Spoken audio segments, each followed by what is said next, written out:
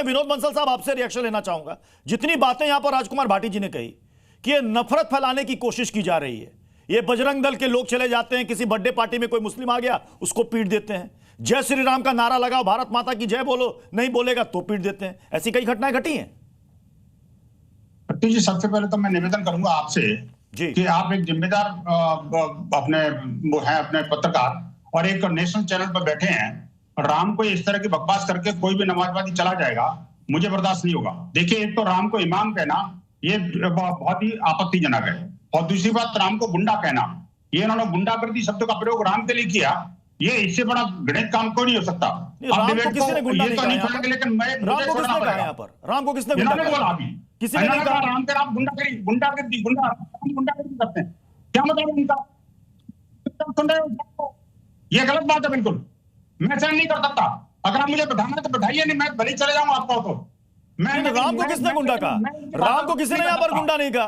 राजकुमार भाटी जी तो कहते हैं राम के सबके आराध्य हैं, उनके भी आस्था के केंद्र है राम। अब इन्होंने गुंडागर्दी शब्द का प्रयोग किया कि नहीं? राम को कनेक्ट करके बताइए ना। और इमाम कहा कि नहीं कहा राम को? क्या राम को इमाम कहना ठीक है? अच्छा, इमामे हिंद विजय संबल का है, जब विजय संबल का है तो फिर राम को लपटने की क्या जरूरत है इनको? आपने कहा कि इमामे हिंद राम को कहना, आप कह रहे हैं प्रभु श्री राम का अपमान है। अनिला जी, अपमान है? मुझे बताइए विनोद जी जो आपत्ति दर्ज करा रहे हैं। प्रत्युष जी, राजकुमार भाटी साहब एक दानिशमंद प्रवक्ता हैं समाजवादी पार्टी जैसे राजनीतिक दल की। पता नहीं कैसी बहकी बातें कर रहे हैं, यानी क्या पीकर आए हैं ये, आज मुझे समझ में नहीं आ रहा कौन सी घुट्टी भी इनको पिलाई गई है। सबसे पहली बात तो ये है, राजकुमार भाटी साहब, आपने कहा कि भगवान श्री राम को बदमाशी का, गुंडागर्दी का प्रतीक बनाया, कहा। विनोद जी बिल्कुल ठीक कह रहे हैं। दूसरी बात ये है, अगर मैं सिंधु से जो हिंदू आया है वो एक भौगोलिक पहचान रही है। सिंधु के पूर्व में रहने वाले लोग जो हैं हिंदू कहलाते थे, चाहे वो किसी भी धर्म से आते हो। आप तो पढ़े लिखे व्यक्ति हैं, कैसी बहकी बातें कर रहे हैं आज यहाँ पर बैठकर। और आपको लगता है कि अयोध्या में जिस प्रकार से कह रहे हैं ना, घुस गए, मस्जिद तोड़ डाली, आप ये बता दीजिए अयोध्या का जो संघर्ष रहा है उसमें कितने समाजवादी पार्टी के जो कार्यकर्ता हैं वो गिरफ्तार हुए, कितने नेता गिरफ्तार हुए भगवान श्री राम के लिए, या कितने मुसलमान आए सड़क पर ये कहने के लिए कि ये मस्जिद गलत नहीं है, यहाँ पे राम लल्ला का मंदिर होना चाहिए। अरे आप लोग कब तक नाम हिंदू का इस्तेमाल करेंगे और काम मुसलमानों के लिए करेंगे? ये नहीं होने वाला है। राशिद शरीफ जी करती है। अयोध्या का बाबरी विवाद वो क्लोज हो चुका है, वो चैप्टर सुप्रीम कोर्ट के आदेश के बाद वहां पर भव्य श्री राम मंदिर भी बन चुका है। अब संभल को लेकर क्या दिक्कत है? अगर बुलडोजर एक्शन होता है तब सवाल खड़े कर दिए जाते हैं। यहां तो कर्नाटक में भी बुलडोजर एक्शन हो रहा है, वहां पर क्यों नहीं कोई सवाल कर रहा है? वहां तो केरल के सीएम घेर रहे हैं कांग्रेस को कि साहब आपके यहां बुलडोजर चल रहा है। मतलब ये सेलेक्टिव अप्रोच है क्या राशिद शरीफ साहब? हमारे यहां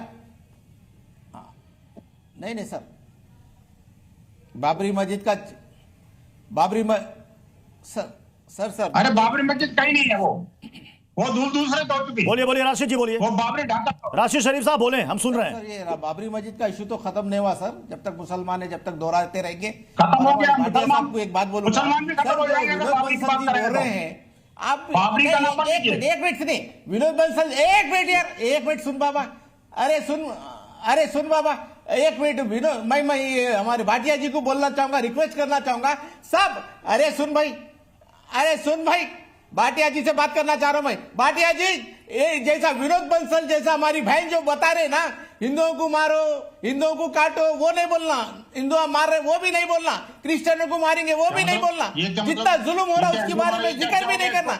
नहीं तो आप है सो इन लोगों की नजर में आप इस तरीके के हिंदू हो जाएंगे जिस तरीके के मुसलमान से दोस्ती है आपकी। कोई हिंदू भाई सच ना बोले, कोई अग्रवाल साहब आपको समझ में आ रहा है? अग्रवाल साहब, कोई हिंदू भाई है सो जय श्री राम का जो लोग नारा लगा के और जो जुल्म, क्यों बर्ग साहब ने ये बयान दिया संभल को लेकर? संभल में ऐसा क्या हो रहा है जिसको लेकर के ऐसे बयान सामने आए कि नेक्स्ट अयोध्या है संभल? ऐसा क्या हो रहा है वहां? हमारी बेइज्जत रोहित अग्रवाल जी, रोहित अग्रवाल जी, बैठना भी हमारी गलती है। ये देश के रोहित अग्रवाल जी, ये हिंदू मिल गए जिहादवादी नमाजवादी। देखिए ये ठीक नहीं रोहित अग्रवाल अरे जी, राशिद साहब सुन लीजिए। हाँ, तो देखिए स्थिति प्रत्युष भाई बिल्कुल साफ हो चुकी है कि किस तरीके से समाजवादी पार्टी पोलराइजेशन की राजनीति करना चाहती है। समाजवादी पार्टी समाज अभी रोहित अग्रवाल बोल रहे हैं, आपकी आवाज लोग समझ नहीं पाएंगे। के लिए तुमको बाटी देखिए प्रत्युष भाई स्थितियां बिल्कुल साफ हो चुकी हैं। समाजवादी पार्टी किस तरीके से पोलराइजेशन की राजनीति करना चाहती है, किस तरीके से हिंदू मुसलमान के नाम पे देश को बांटना चाहती है, किस तरीके से देश का भाईचारा तोड़ना चाहती है, स्थितियां पूरी तरीके से साफ हो चुकी है। क्योंकि समाजवादी पार्टी के जो ये सांसद हैं बर्ग साहब, ये बिजली चोरी में भी पकड़े गए थे।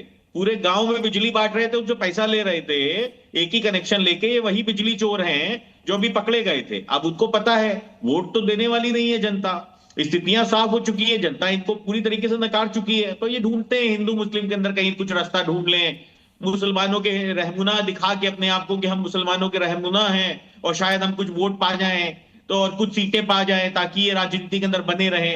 स्थितियां बिल्कुल साफ हो चुकी हैं कि समाजवादी पार्टी ने देश को तोड़ने का, देश के संविधान को ना मानने का और देश के अंदर नफरत फैलाने का पूरा ठेका ले रखा है। और यही स्थिति पूरी तरीके से समाजवादी पार्टी के प्रवक्ता, समाजवादी पार्टी के सांसद, समाजवादी पार्टी के हिंदू मुस्लिम करना चाहते हैं। मैं राजकुमार भाटी जी, चूंकि अब 2026 आ ही चुका है, 27 में चुनाव होने वाले हैं, तो ये संभल को अगला सियासत की धुरी या केंद्र कौन बनाने की कोशिश कर रहा है? मुझसे सवाल है आपका? जी जी, आप ही से। भारतीय जनता पार्टी कर रही है, यूपी सरकार कर रही है। लगातार संभल में जो हो रहा है, आप क्या पूरा देश देख नहीं रहा? वहां लगातार जबरन झगड़े कराए जा रहे हैं। वहां सर्वे के नाम पर जब सर्वे कराया गया मस्जिद का, जब कुछ नहीं हुआ झगड़ा, तो फिर दोबारा सर्वे कराया गया, फिर वहां उत्तेजक नारे लगाए गए, वहां एक वर्ग को अपमानित किया जा रहा है, छतों पर नमाज तक नहीं पढ़ने दी जा रही, लोगों के आस्था पर रोक लगाई जा रही है। भारतीय जनता पार्टी कर रही है। और ये रोहित अग्रवाल जो लंबी लंबी चौड़ी चौड़ी बातें कर रहे थे, याद रखें, आप भूलने नहीं कि आपके नेता समाजवादी पार्टी के विधायकों की वोट से राज्यसभा में हैं। अगर समाजवादी पार्टी से इतनी दिक्कत है तो पहले अपने नेता से रिजाइन कराइए। और आपके जो 8 विधायक हैं समाजवादी पार्टी के 7 लड़के जीते हैं, समाजवादी पार्टी के वोटों से जीते हैं। समाजवादी पार्टी कल इतनी अच्छी पार्टी थी, आज इतनी खराब हो गई। आज आप बीजेपी की गोद में जा बैठे हो। इतनी तलखी भी ना रखे राजकुमार भाटी जी, क्या पता कल को फिर साथ आ जाए, इतनी तलखी भी ना रखे। हाँ, इनका कुछ भरोसा नहीं। ये कहते हैं ना, राजनीति में कोई परमानेंट ना दोस्त ना कोई परमानेंट दुश्मन।